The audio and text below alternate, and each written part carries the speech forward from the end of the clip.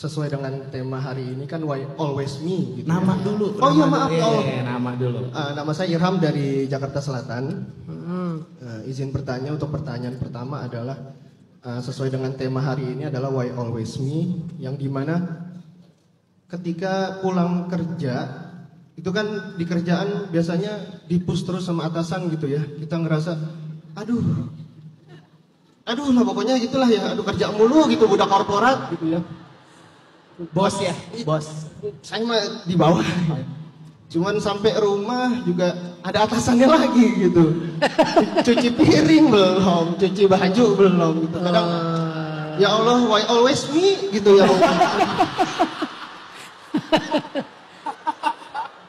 Itu kira-kira saya merasa sholat udah tepat waktu gitu, duha udah, ya bukannya sombong gitu ya, ngaji udah, Sombong itu. oh ya. Cuman kira-kira dari Ustadz Hanan Attaqi, apa yang harus saya lakukan lebih untuk ya jangan why always me lah, why always you lah gitu. Itu yang pertama Ustadz ya. Ilham ini orang mana sih, kayak orang Sunda ngomongnya? Saya pesantren dulu di Al-Bayan di Sukabumi pernah. Saya iya. orang Jakarta. Kemudian untuk pertanyaan kedua, saya pernah ikut kajian hilang untuk healing di Taman Mini, Ustadz. Nah ini juga permasalahan Ustadz. Karena kan cowok, kita ngerti lah cowok ada hobi ya Ustadz ya, nongkrong, futsal, biliar gitu ya. Biliar? Oh iya. Pantesan. Dia mau bilang biliar, golf ya. Nah, kadang kalau udah penat kayak gitu mau hilang untuk healing tapi gak boleh. Nah, itu ada seseorang yang gak bolehin gitu Ustadz di rumah. Jadi orangnya ada di sini nggak? Ada Ustadz, teman saya nggak tahu di mana. Bosnya ada. Oke. Bosnya ada, cuma nggak tahu sebelah mana. Ya. Oh ada ya. Yang izin nongkrong sama teman kantor, tar dulu, nah kan gitu. Keluarin mas, keluarin. Iya. Ayo. Ini judulnya Jeritan Hati Seorang Suami ya. Membang ada Ustadz, keluarin aja nggak apa-apa. Ayo. Yang mau futsal, yang ini anaknya belum tidur. Ya, jadi mau hilang untuk healing, punya hobi, akhirnya nggak hilang ya, tetap aja di rumah gitu ya jadinya. Ada nggak hadis untuk istri tercinta? Habis.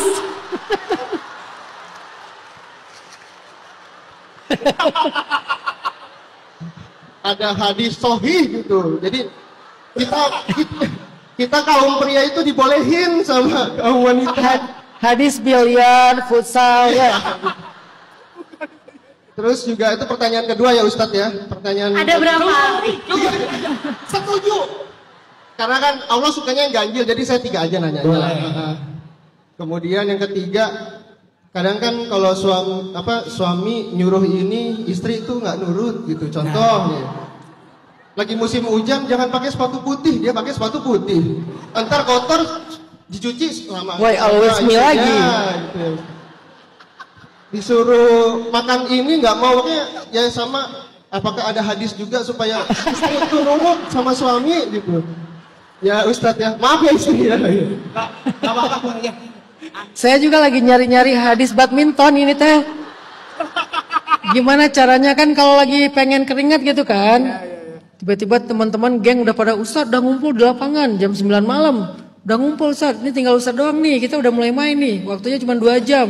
Itu susah banget dapat visanya. Nyari hadis badminton. Hadis biliar, hadis badminton, hadis futsal, hadis apalah gitu. Oh jadi ternyata sama Ilham Ustadz. Ternyata nggak ngaruh pakai hadis. Ngaruhnya kalau kalian transfer aja kayaknya cepet tuh. Makanya jadilah seorang suami yang dermawan. Salah satu suami yang mudah untuk membahagiakan istrinya itu adalah kalau dia punya sifat dermawan. Gak harus kaya, tapi transfernya lumayan banyak. Dan jangan bilang cewek itu matre ya. Saya nggak setuju dibilang cewek itu matre, karena itu fitrahnya perempuan. Jadi kalian minta duit ke suami kalian tuh sah-sah aja, nggak apa-apa. Sampai para sahabiat atau ada seorang sahabiat di zaman Nabi itu pernah nanya ke Nabi gini, ya Rasul boleh nggak saya ngambil duit suami saya tanpa sepengetahuan dia? Kenapa kata Nabi? Bentar dulu. Main boleh-boleh aja. Boleh sih emang. Kata Nabi kenapa? Kenapa dulu kan? Harus jelaskan kenapa. Kata dia, suami saya pelit ya Rasul. Arti pelit itu memberikan kurang dari kebutuhan.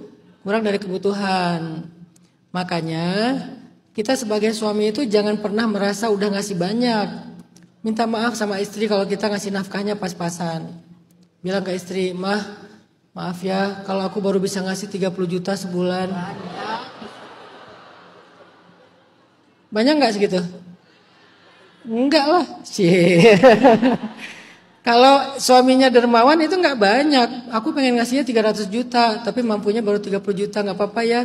Istrinya juga gitu. Ya aku tahu kok keadaan kamu. 30 juta masih bilang tahu keadaan kamu. Dan itu kata Nabi gak apa-apa. Tapi jangan berlebihan. Jadi cewek itu matre, fitrah. Jadi jangan dianggap sebagai sesuatu yang aneh. Sebagaimana saya juga gak setuju kalau cowok dibilang dia nikah karena nafsu. Emang kenapa? Karena itu fitrah laki-laki, benar gak? Kalau kalian bilang gak benar berarti kalian agak aneh.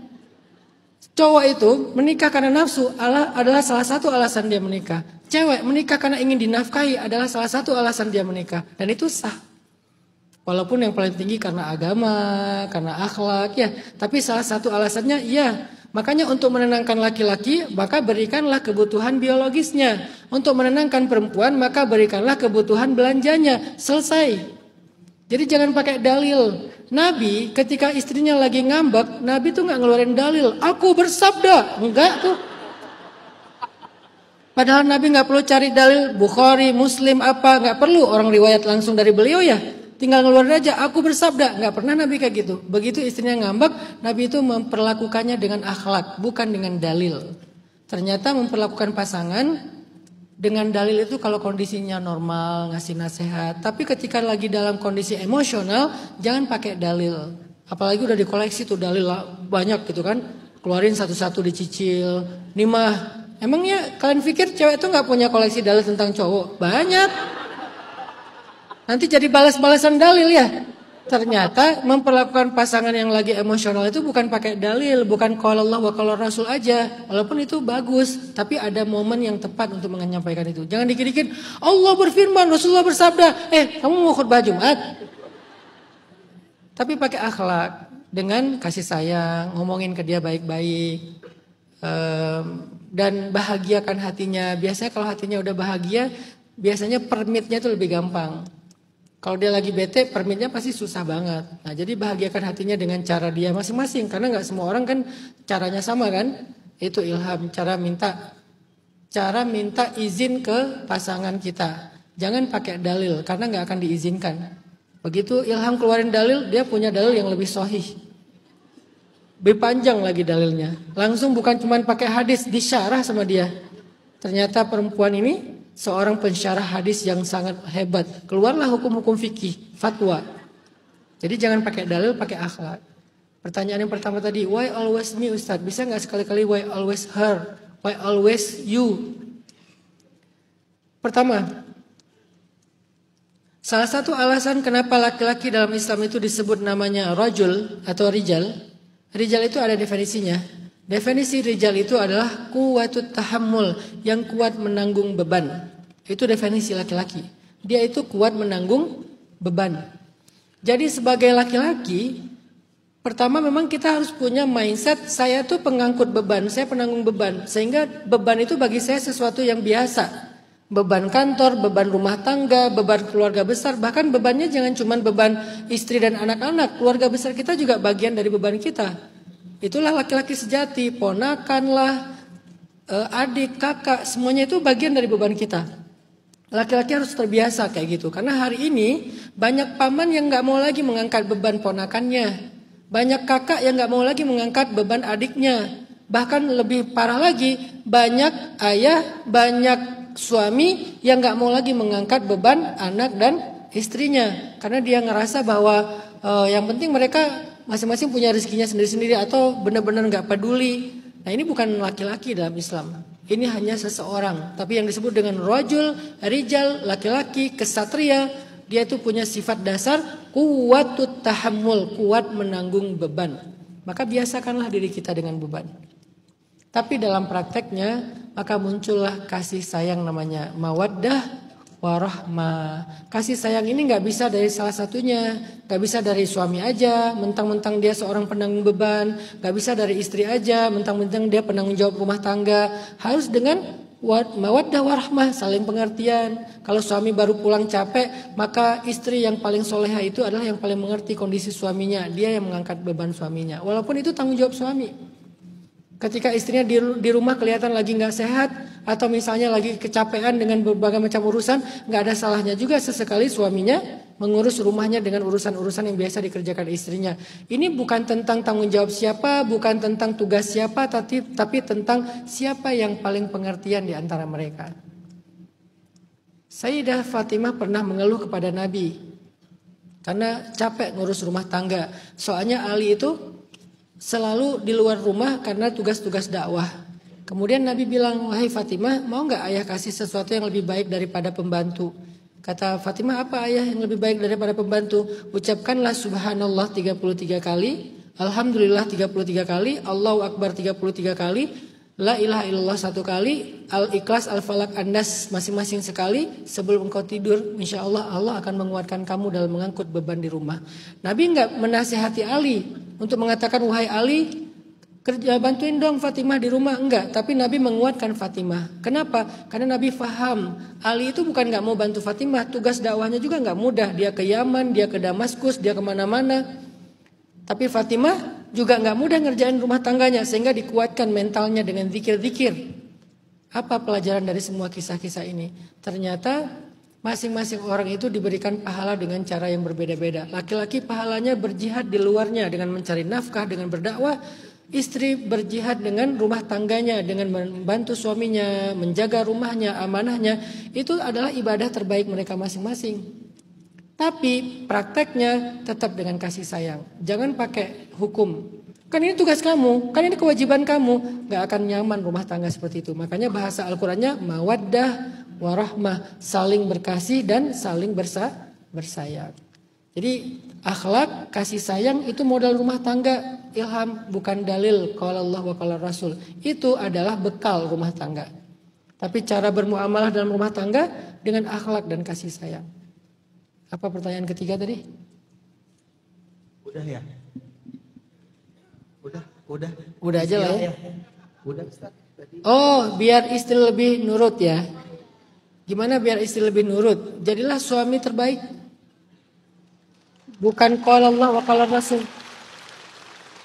Kalian gak akan bisa menaklukkan perempuan dengan kata-kata. Kalian hanya bisa menaklukkan perempuan dengan hatinya. Jadi kalau kalian pengen menaklukkan perempuan, kalian pakai 1000 kata pun gak akan takluk mereka. Makin keras, mereka makin patah. Maka taklukkan dia dengan kasih sayang, dengan cinta, dengan perhatian, dengan membujuk hatinya. Disebut dengan ta'liful qulub, membujuk hati. Itu hakikat dalam Islam. Kalau kita mau mengajak seseorang, mau mempengaruhi seseorang, maka belajarlah untuk bagaimana cara membujuk hatinya. Apalagi perempuan. Yang kalau kamu kerasin, kata Nabi, dia akan patah. Kalau kamu biarin, dia akan tetap bengkok. Bengkok di sini bukan aneh ya. Bengkok di sini artinya lebih ke arah perasaan ketimbang logika kamu yang menurut kamu tuh lurus gitu maksudnya. Perasaannya lebih kuat daripada logikanya. Jadi tundukkanlah atau buatlah istrimu taat kepadamu dengan kasih sayang dan menjadi suami yang terbaik. Pasti dia akan taat.